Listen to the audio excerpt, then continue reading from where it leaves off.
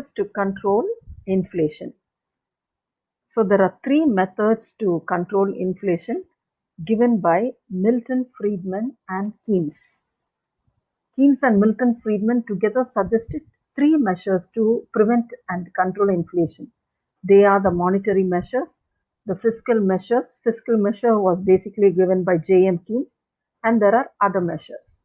So under monetary measure, what does the RBI do? This monetary measure is adopted by the central bank of the country. So what is inflation? Inflation is a rise in price. Okay, too much money chasing too few goods. So there is a plenty of money in the society, or there is a lot of money in the economy. The supply of money has increased in an economy. So what should the central bank do now? It has to control the money supply, or it has to reduce the money supply in the country. So to reduce the money supply, there are certain steps by which the circulation of money in an economy can be reduced. First one is to increase the bank rate. Bank rate is the rate of interest which the commercial bank, okay, is borrowing loan from the central bank. In case the commercial bank is borrowing a loan from the central bank, it has to pay an interest rate which is called as the bank rate. Suppose if we go to the bank and take a loan, we have to pay rate of interest.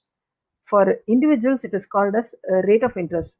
When commercial banks, they acquire loan from the RBI or the central bank, they need to pay rate of interest. But that rate of interest is called as the bank rate. So to control the supply of money in the economy, the first step is to increase the bank rate. Second one, the government sells its securities in the open market. The government sells the securities to institutions or to individuals, and in return, people buy securities and give the bank money. So what happens?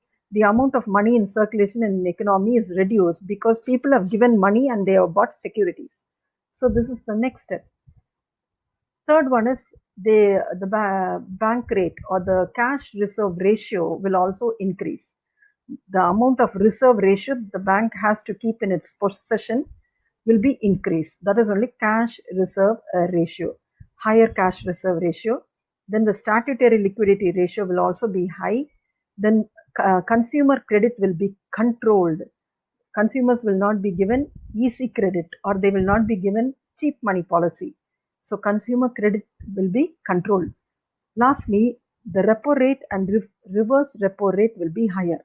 These two concepts we'll be learning in the 6th chapter. So to control the supply of money in an economy, the central bank uses certain techniques. So these are the techniques in which the supply of money in an economy can be controlled. It is only called as monetary measure. Next one is fiscal measure. Fiscal policy is also a recognized important instrument to control inflationary pressure. So under this, the government has three steps. One is to reduce the government expenditure. The government will stop spending money on laying roads or construction of dams and all welfare-oriented activities. So reduction of government expenditure. Next, public borrowing. So the government will start borrowing from the public. Third one, it will increase the tax, enhancing taxation. So three ways in which to control money supply or inflation is: one, reduction of government expenditure; two, the government starts borrowing from the public; three is enhancing taxation. Next one, other measures. There are two measures under this: short term and long term. Short term is for a specific small period. Long term is for a long time. So under short-term measure can be regarded to public distribution of scarce essential commodities through fair price shops. So what can the government do to curtail inflation? They can start the public distribution system, PDS, the ration shop. So through the ration shops, they can give the essential goods to the people.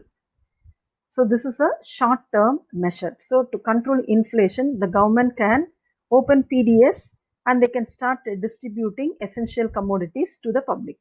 Long-term measure will be to require accelerating economic growth, especially of the wage goods.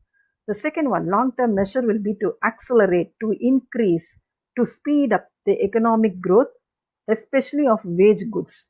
What are wage goods? Goods which are bought with the wages is called as wage goods. They may be medicine, that is the consumption goods only are called as wage goods. Okay, all the goods that we which are essential are called as wage goods. So long term measure will be to accelerate economic growth, especially of the wage good. These are the measures to control inflation. Next, three concepts: deflation, disinflation, and stagflation. These are often asked as 2 marks question. In compulsory question also, this has appeared once. Deflation, disinflation, and stagflation. You know what is inflation? Inflation is too much money chasing too few goods is called as inflation. What is deflation? The essential feature of deflation is falling prices. Inflation is rising prices, deflation is falling prices. That is, there is a reduced money supply and unemployment. You can see there is a reduction in the money supply, and at the same time there will be unemployment. Such as fall should not lead to the fall in the level of production and employment. You might think if there is a fall in the prices, it is very good for the economy. No, if there is a fall in the price, the entrepreneurs will not be willing to produce more and more. So the production will stop, and since the production is reduced, there will be unemployment. Okay, that will reduce the employment level, and in turn, which will affect the income. So deflation, the essential feature of deflation is falling prices. It will be falling prices, there will be reduced money supply, and there will also be unemployment. Next term is disinflation. So it may be defined as a process of reversing inflation. The process of reversing inflation is called as disinflation without creating unemployment. Here, the prices are falling, but at the same time, there is unemployment. In disinflation, there is a fall in the price without creating unemployment or reducing output in the economy. Hope you understood this. Here, there is a fall in price, there is reduced money supply, there is lot of unemployment, and the production also decreases. Whereas disinflation is also the same. It is falling inflation, reversing inflation, but without creating unemployment or reducing the output in the economy. So this is good. Okay. So because it is falling prices, at the same time there is less unemployment, and they are not reducing the output in the economy. Last one is stagflation. What is stagflation? Stagflation is a combination of two words. First one, stagnation, stag, it is stagnation. Second one is inflation. What do you mean by stagnation? All the goods that are produced are just stagnant in the market itself. Nobody is willing to buy. There is lack of demand. Stagnation means there is lack of demand. We will sometimes during the rainy season when we come to school, we see water stagnant in many parts of our ground. What is that? Water, it is not able to go anywhere outside, so it is like a puddle or a pool of water in a particular area. Likewise, what is stagnation here? Stagnation is goods are produced, but there is nobody to buy it, so there is lack of demand. So there is stagnation on one side, and the other side there is inflation. What is inflation? Rising price level. So both combined together only is called a stagnation, stagflation.